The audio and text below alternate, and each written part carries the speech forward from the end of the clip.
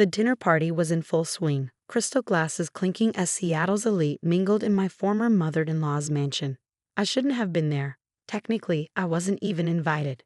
But when your company caters the most exclusive events in the city, you sometimes end up in interesting situations.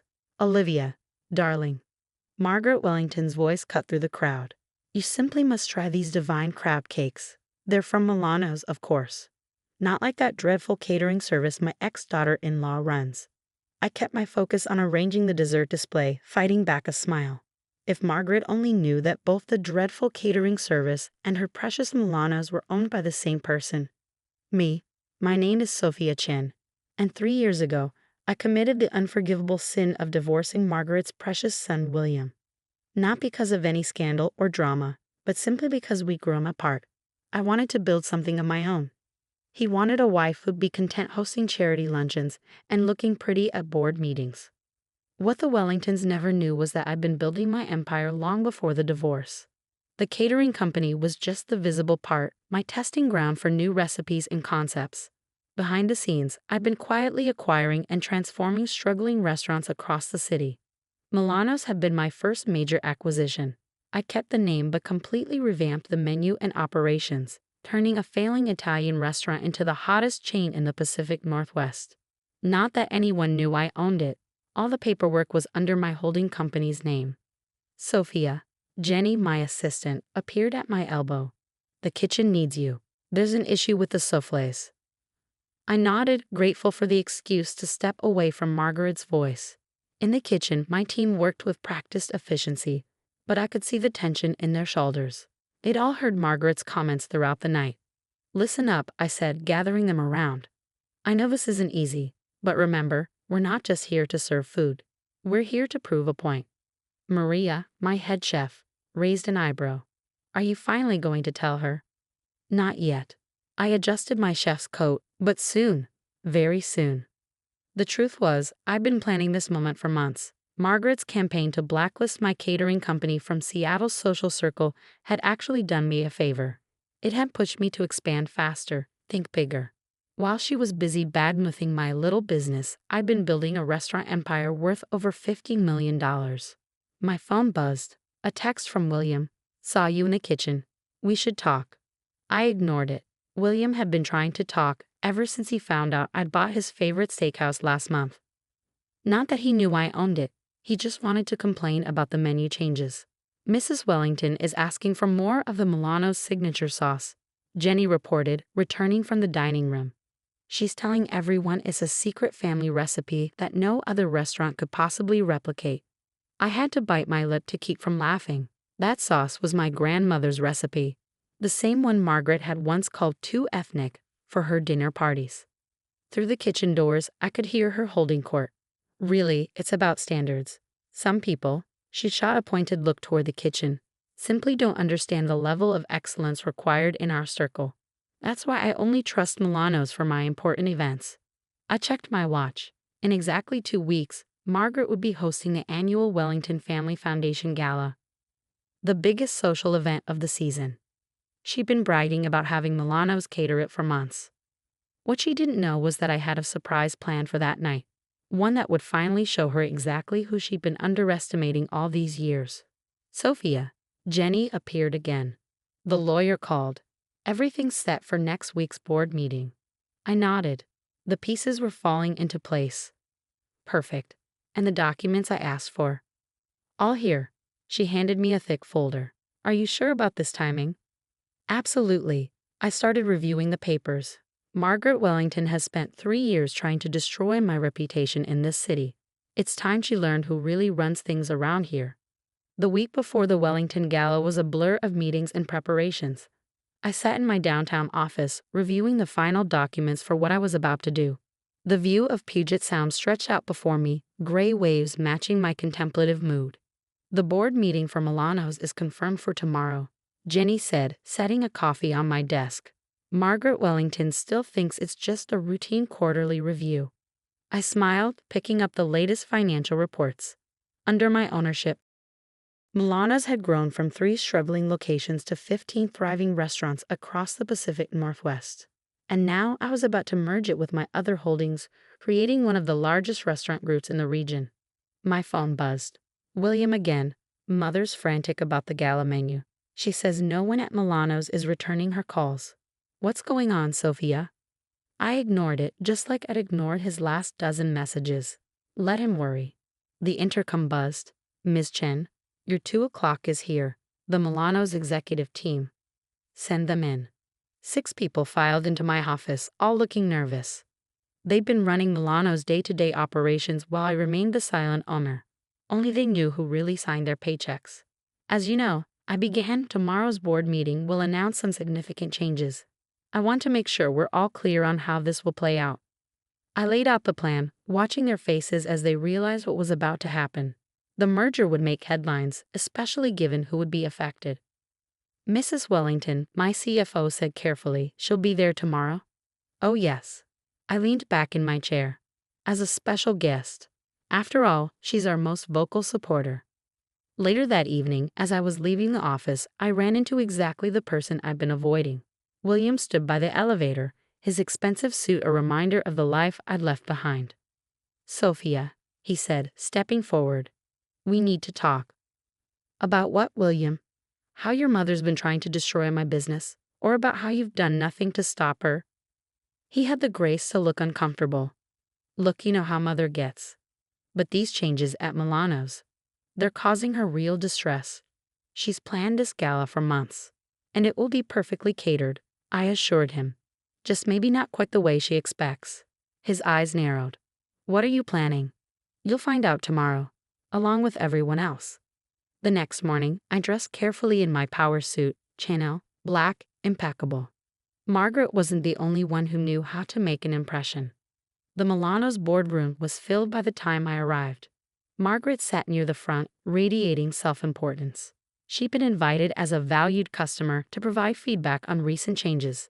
She didn't even look at me as I walked in. The chairman stood to begin the meeting. Before we discuss regular business, we have a special announcement. Over the past 3 years, Milano's has undergone significant transformation under new ownership.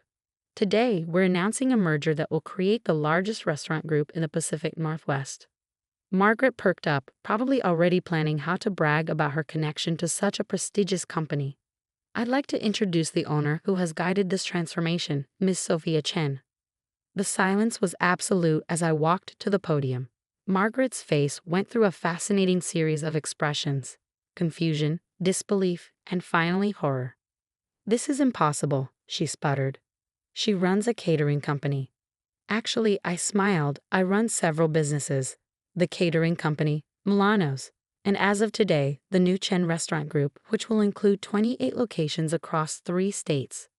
I clicked to the next slide, showing the combined revenue figures. Margaret's face had gone pale. Of course, I continued.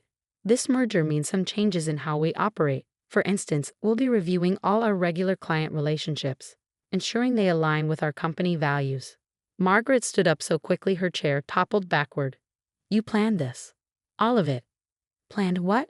I asked innocently. To build a successful business. Yes, I did. To watch you praise my restaurants while trying to destroy my catering company.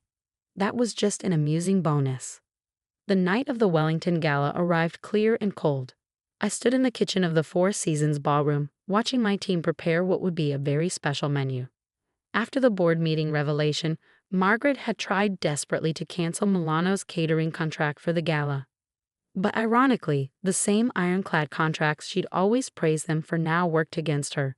Breaking it this late would have meant hefty penalties and, more importantly, social embarrassment. Everything's ready, Maria announced, putting the finishing touches on the appetizers. Should we serve them exactly as planned? I smiled, adjusting my chef's coat. Tonight, instead of hiding in the kitchen, I would be front and center. Exactly as planned. Let's show Seattle what we can really do. The ballroom was filled with the city's elite, all drawn by the Wellington family name. Margaret stood by the entrance, greeting guests with a fixed smile that looked more like a grimace. When she saw me emerge from the kitchen in my pristine chef's coat with Executive Chef, Chen Restaurant Group embroidered in gold, her smile cracked completely. What are you doing? She hissed as I approached. You can't be out here. Actually, I can. It's in the contract. The executive chef personally oversees all premium events. I gestured to the approaching servers.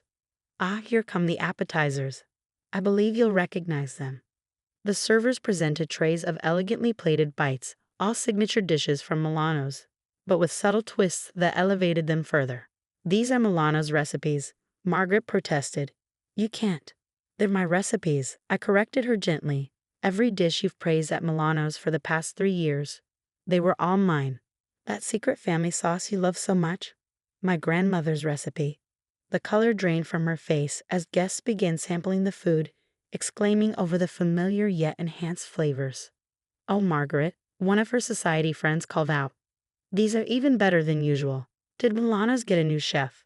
Before Margaret could respond, I stepped forward. Actually, I'm the chef who's been developing Milano's menu for the past 3 years. Sophia Chen, executive chef and CEO of the Chen Restaurant Group. The woman's eyes widened with recognition. Chen, weren't you? William's wife? Yes. Now I'm just the owner of his favorite restaurants. I turned to Margaret. Would you like me to explain how that spicy crab sauce is made? It's a family recipe after all, just not your family.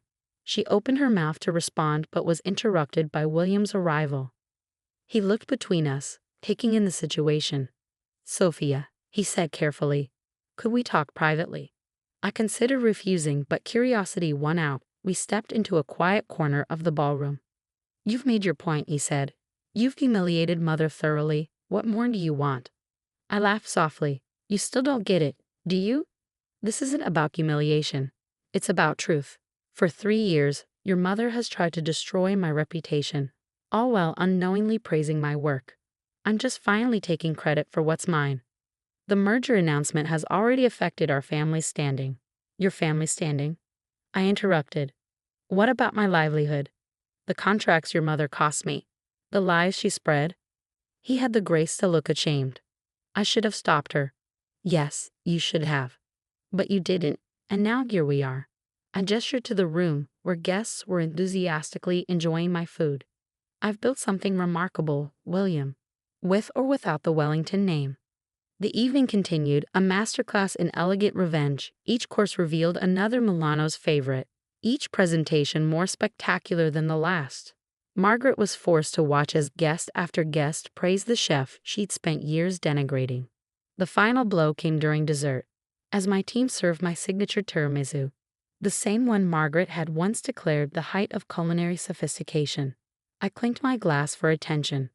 I want to thank the Wellington Family Foundation for this opportunity, I announced to the room. In honor of tonight's event, the Chen Restaurant Group will be donating all proceeds from this evening to culinary education scholarships for underprivileged youth. The applause was thunderous. Margaret looked like she swallowed something sour. After all, what could be worse than her nemesis receiving a standing ovation at her own gala? Later that night, as the last guest departed, I found William waiting by the kitchen. You know, he said quietly, I always wondered why you chose restaurants over our life together. It wasn't about the restaurants, William. It was about being seen for who I am, not just who I married. I started to walk past him, then paused. Your mother's sauce that you love so much, it's on the menu at my new bistro downtown. Feel free to stop by, if you can handle knowing who really makes it. 6 months later, the Chen Restaurant Group had become the talk of the Pacific Northwest culinary scene. Margaret had quietly stepped back from her social obligations, citing health concerns. My catering company was now the most sought-after service in Seattle. And William? He became a regular at my new bistro, always ordering the sauce he grew up loving. Sometimes the best revenge isn't about destroying your enemies. It's about forcing them to face the truth they've been denying all along. As for me, I finally had everything I'd worked for. Success, respect, and the satisfaction of knowing that every time Margaret Wellington craved her favorite restaurant's food, she'd have to swallow her pride along with it.